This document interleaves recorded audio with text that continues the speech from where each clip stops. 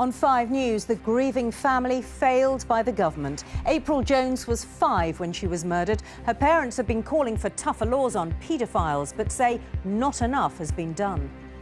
Nobody has contacted us saying we are still trying to do stuff for children, trying to protect them.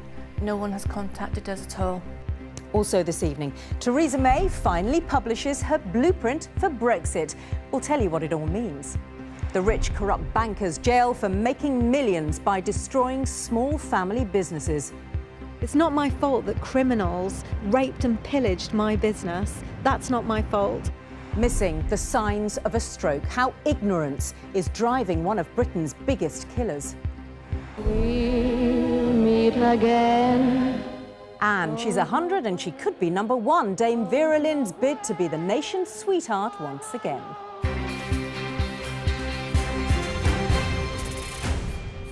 Hello and welcome to 5 News. I'm Sian Williams. The family of April Jones, the young girl who was abducted and murdered by a paedophile, have told 5 News they feel let down by the government. They've long campaigned for tougher punishments for offenders. Now, thanks to their petition passing more than 100,000 signatures, MPs look set to debate something known as April's Law. But they say they had to set up the petition because they've been given no help from the new Prime Minister. Peter Lane reports. April Jones' family taking their own steps forward. The petition numbers mean their call for tougher punishment of sex offenders and tighter internet controls on child abuse images must now be considered for debate in Parliament. It finally puts them closer to seeing April's Law become reality.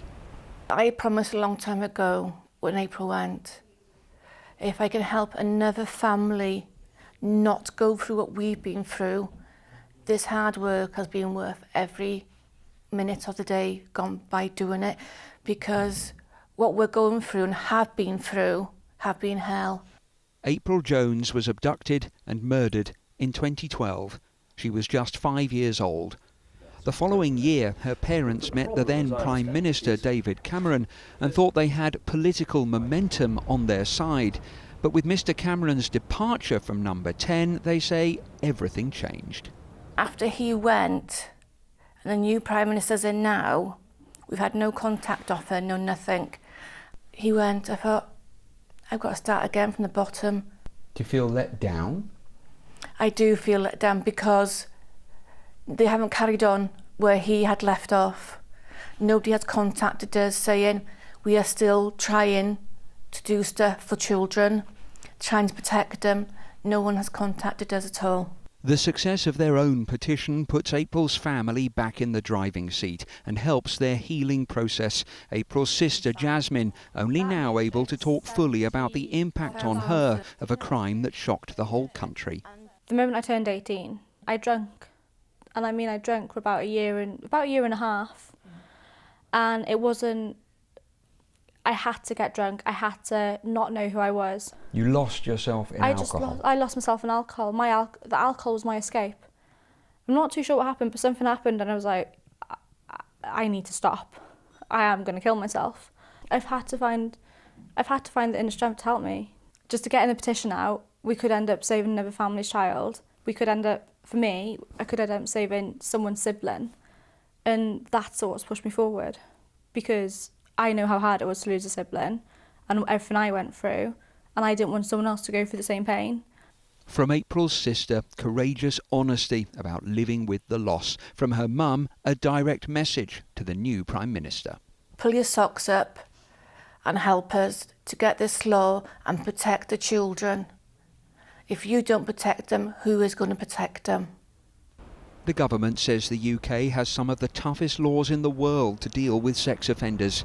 But in their 5th year without April, her family still insist more could be done. Peter Lane, 5 News. It is a 75-page document with a rather uninspiring title, The United Kingdom's Exit from and New Partnership with the European Union. But that document, or white paper, is momentous because it details Britain's negotiating plans to quit the EU. It confirms in writing they'll push for new trade agreements, for controls on immigration and the chance to take back certain laws. Our political editor, Andy Bell, reports. This is just a photocopy because they were so late printing them, but make no mistake, this is still a historic document. It's the government white paper, essentially the plan for Britain to leave the EU. And since this is about Britain and Europe, where better to talk about it than a Spanish restaurant. The white paper confirms we are leaving the European single market, looking for a more a la carte menu for trading with Europe. One business organisation thinks there is a bit more clarity today. We're seeing the end of the phony war and the name calling, and we're moving into the grown-up phase of the negotiations. It's important that the government keeps a tone that is collaborative, that works with Europe, and then we might start to see some European politicians responding favourably to Britain as well. Now, the document says we must control the number of people coming to the UK from the EU, so no more free movement. But in terms of EU citizens already living here, well, the government says they'd have liked to have guaranteed their rights already, but they can't do that until they're sure that the million or so Britons living in the rest of Europe will have the same rights. Jesus is the manager here. He came to Britain from Spain 46 years ago. He's never thought before about applying for residency. And now? Before I think don't need it. Now I think it's important for me. Maybe I do my citizenship. Better be safe than sorry. The white paper also says no law will come from Europe. It'll be made instead in the Westminster Parliament and in the parliaments and assemblies of Scotland, Wales and Northern Ireland. The minister in charge of leaving the EU says the government's aim is now clear. Whatever the outcome of our negotiations, we seek a more open, outward-looking, confident and fairer UK that works for everyone. Mr. Speaker, normally I would thank the Secretary of State for early sight of his statement, but this statement says nothing. 75 pages, 12 principles, but is this really a plan or just a wish list? Andy Bell, 5 News. Well, MPs are often accused of not listening to the people, but today a group of them who are scrutinising those negotiations have been doing just that. Parliament's Brexit committee visited Boston in Lincolnshire, which has the highest proportion of people voting to leave of anywhere in the UK. Layla Hayes went there too. Boston in Lincolnshire, historic market town and now the Brexit capital of Britain. 3/4 of people here voted leave in June last year. So how do they feel now?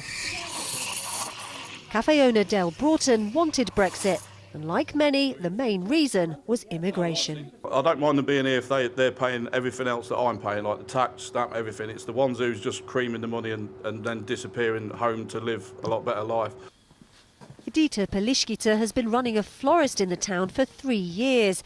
Originally from Lithuania, she now calls Boston home. Did it make you feel any less welcome? Oh no, everyone's just really welcome, smiling. I think it's so many nice things in Boston, and still I think we have all the communities trying to work together. I think it's real nice.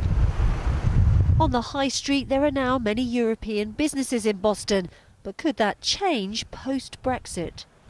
This is a town that's been transformed by immigration. Around 13% of Boston residents were born in the EU. And if they decide to pack up and leave post-Brexit, that could have a huge impact on local businesses. And so today, MPs swapped Westminster for a meeting room in Boston to hear what people think. When it comes to Brexit, most just want to get on with it. Far too slow, far too much dithering. Should have been signed ages ago. If the public or the electorate vote one way, that's what you should do. It's too early to say what the Brexit plan will mean for towns like Boston, but they voted leave, and so far they're confident that choice was the right one. Layla Hayes, 5 News, Boston.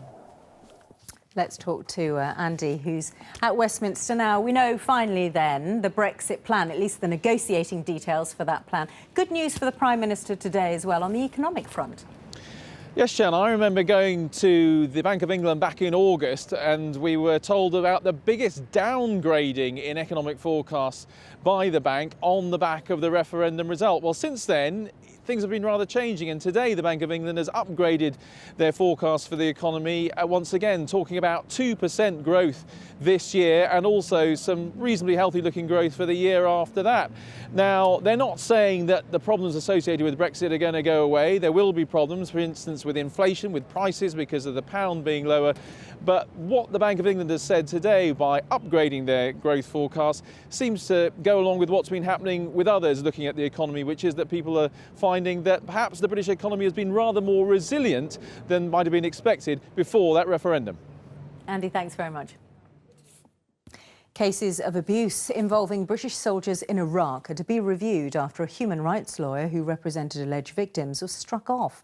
Phil Shiner had 12 charges of misconduct against him proved. He also admitted acting recklessly by publicly claiming the British Army had killed and tortured Iraqi civilians. The long-running dispute that's caused disruption for hundreds of thousands of Southern Rail passengers could soon be over. A deal between the company and the unions over driver-only trains has been agreed. Drivers will now vote on whether to accept it.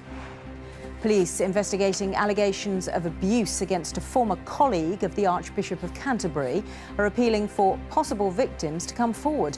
John Smythe is accused of abusing teenagers and young men in the 70s. Mr Smythe says he won't comment. Justin Welby says he wasn't aware of any claims until a police investigation began. If he's committed criminal offences, then of course he should face prosecution. What else should he face? And what would you say to the victims? What I said yesterday, that it's terrible that they were treated like this, that they've been grievously and deeply let down. It's not their responsibility in any way at all. A group of city workers who took part in a £250 million scam and spent the cash on luxury holidays, designer goods and prostitutes have been jailed. The 5 men and 1 woman caused businesses to go bankrupt by giving them loans that they couldn't afford. They were convicted after one of the largest fraud investigations of its kind in this country. Julian Drucker reports. They've been described as Britain's wolves of Wall Street. The corrupt financiers who carried out a £250 million loan scam to fund drugs, prostitutes and lavish foreign trips like this one. This is Halifax Bank of Scotland manager Lyndon Scourfield. He would give huge loans to struggling businesses.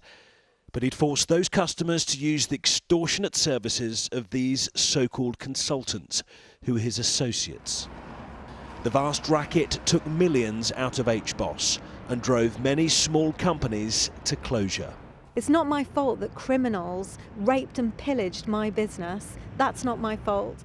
Joanne Dove's life was crushed by HBOS. She says the collapse of her £1.2 million business led to the loss of her home and her marriage. It was just barbaric, absolutely barbaric mafia behaviour. And I can't say that strongly enough because the effects on me personally were absolutely devastating. And the effects on my children were devastating because we've had to move house 4 times because of this. While we struggle to carry on getting redress. And it's like hope deferred makes the heart sick. Jurors got to see the super yachts and luxury homes funded by the sting, ultimately paid for by small business owners and taxpayers. But concerns were raised by customers 10 years ago.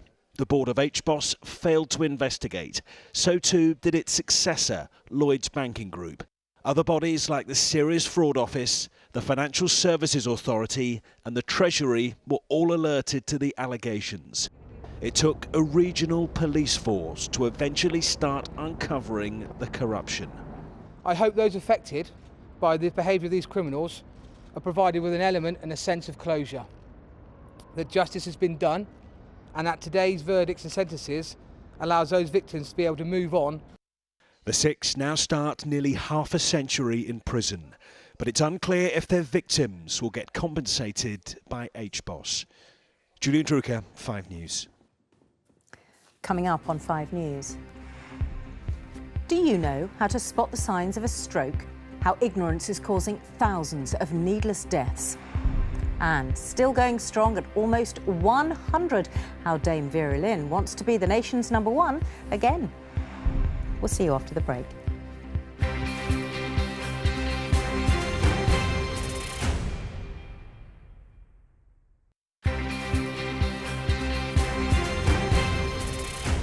Hello and welcome back. You're watching 5 News. Now, do you know the symptoms of a stroke? You've no doubt seen striking adverts like this, which use rather graphic images. to illustrate the signs. It seems, though, the message about what to look for isn't really getting across. Well, around 100,000 strokes occur every year in the UK. It is Britain's fourth biggest killer. 40,000 people die annually, while almost two-thirds of survivors will leave hospital with a disability. And it doesn't just affect the elderly. A quarter of strokes occur in people under 65. Olivia Kinsley has been meeting one young survivor whose symptoms were even missed by her own doctor. Hi, I'm Alison. When you think of someone having a stroke, you are thinking about an older person. Grandma, granddad. It can happen to anyone. I had my stroke when I was 25. When Alison had a stroke, everyone missed the signs. She'd had a headache for weeks and tingling in her arm. She'd even seen her GP, who diagnosed the flu. Then one night it became clear she was dangerously ill. At the start I was talking funny, gibberish, and then I couldn't actually talk. So my friend got me in a taxi, but in the taxi I had my stroke. In hospital, Alison was put into a coma. When she woke up, she was paralysed down one side. What damage have you been left with from your stroke? Now, 7 years later, my right leg is weak, and I walk with a stick. My hand, this is the sum total of what I can do with my hand. So it's my shoulder works, my hand really doesn't function. I had a stroke. I had a stroke. This new advert raises awareness of what to look out for. A drooping face, sudden weakness in the arms, or problems speaking. The difficulty comes as there are so many other symptoms. The symptoms can be a bit different. They could be confused, they could be experiencing dizziness or really bad headache. So it's very important to not only think about fast but other symptoms as well. Now Alison needs help with the simplest things. I do as much as I can do, and I try and get myself better and better, but sometimes it's actually better to not be tired. The best defence is to know the signs. Olivia Kinsley, 5 News. Now, you just have to admire Dame Vera Lynn, a performer for nearly 93 years who helped keep up the morale of Britain's forces throughout the war. She is a true national treasure. Next month, she'll turn 100 years old. And as Ruth Liptrot explained, she's planning to celebrate that special milestone in a rather special way. We'll meet again, don't know where, don't know when.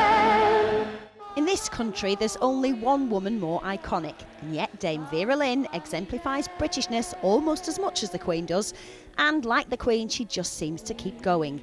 Next month, she turns 100, but there'll be no quiet celebrations for this dame. Nope, instead, she's bringing out a remastered version of some of her greatest hits, making her the oldest artist ever to bring out a new album. Ginny Lewis-Jones is her daughter and biggest fan. She's thrilled, you know. Somebody said, how does it feel? Are you happier to have reached 100 or to have a new album? And she said, well, actually, I'm happier to have a new album. Dame Vera doesn't sing herself anymore. She says she prefers to remember her voice at its best. Nevertheless, the album features duets with artists like Alfie Boe and Aled Jones, whose voices have been added to original recordings. Does she sing around the house? She doesn't. She never has done. Even when she was younger and performing professionally, she never ever sang round the house. But she can still sing in tune. That's the amazing thing. As well as the album, there'll be a charity concert at the London Palladium to mark her 100th birthday, and it's no less than she deserves. This, after all, was the woman who flew around the world to entertain the troops during the Second World War. Why do you think people hold her in such high regard? What she is what you get, basically, and they know that. And she was a very sort of down-to-earth person. When she was in Burma, the boys looked on her as more of a sister than a big star, and looked after her like a sister. 6,000 men looking after you, can't be bad, really. She realises and appreciates that how well she's thought of, and that to her is a great morale boost for her. There'll be bluebirds over. But she's also said she doesn't think she's that big a deal because she was just doing her job as a singer. A generation will beg to differ. Ruth Liptrot, 5 News. Good luck to her. Before we go, Matt's joined us to tell us what's coming up on 5 News tonight. Hello there, what have you got? Hi, Sean. Plenty. We're going to be chatting to a woman once again who's battling to improve facilities for disabled people on trains. You may remember Paralympian Anne Wafula-Strike. She came in to talk to me before about the fact that she was forced to wet herself on a train because the toilet was out of order. She's now been meeting the rail minister today and will be telling me all about that. Plus, it is the picture which broke Instagram. We're going to be talking about this photo of Beyoncé's bump and why it's breaking social media records. Is it really the best way to announce the details of your imminent arrivals? Because there are twins in there, aren't there? We'll be discussing that at 6:30. Join us then. Thanks very much, Matt. We'll see you then. That is it for now. Claire Nazir has the weather next. I'll see you again soon. Matt, of course, back at 6:30. Thanks for watching tonight. Goodbye for now.